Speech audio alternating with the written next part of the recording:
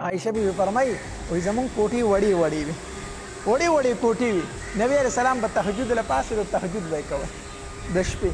نو چې کله سجده به یې لګوله نه هلته به زما خپې وي، زه به ملا ستومه. نو د نبی علیه السلام د سجدې په ځای باندې به زما خپې وي. نو چې کله نبی علیه السلام به سجدې له راته نو ما ته به اشاره وکړله، نو ما به خپلې خپې راټولې کړې. نو چې نبی علیه السلام به سجده وکړه او پابسې بیا به ما خپلې خپې وغځولې.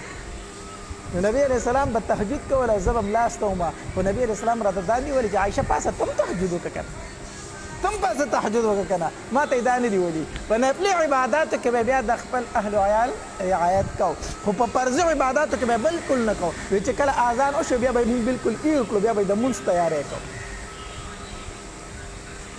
نو مونږ لم پکار دي چې د رجب میاشت را شروع ده چې د دې نه اوس مونږ د رمضان المبارک تیاری شروع کړو او دا دعا ډېره غواړو چې اللهم بارک لنا فی رجب و شعبان وبلغنا رمضان. دا دعا زیاته زیاته په دې میاشت کې وایو او په دې میاشت کې ځان د ګناهونو نه ساتو. الله تبارک وتعالی رضا کو مونږ ټول کال 2026 کال تیر شو، 2025 کال زمونږ تیر شو.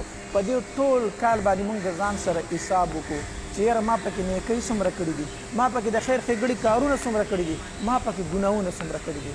خو چېرته زمونږ د خیر ښېګړې کارونه او د نیکو کارونه د ګناهونو نه زیات وو نو ووایه شکر الحمدلله. خو که چېرته نیکۍ کمې وي او ګناهونه زمونږ زیات وو نو بیا د هغې توبه وباسه او په راروان کال کې دا قص وکړه چې الله په تېر کال کې مې ته خفه کړی خو په دې کال کې به تا نه خفه کړو. دا قص وکړه او توبه وباسه او د زړه د اخلاصه توبه وباسه. او دا مه وایه چې ما روغ کال ګناهونه وکړو نو دا به څه کېږي، دا به څه کېږي. توبه وباسه، الله تبارک وتعالی ډېر زیات معاف کوونکی دی. خو پکار ده چې موږ د ځان سره حساب وکړو. احادیث مبارک کې راځي نبی علیه الصلاة والسلام فرمایي وحاسبوا قبل ان تحاسبوا، وحاسبوا قبل ان تحاسبوا.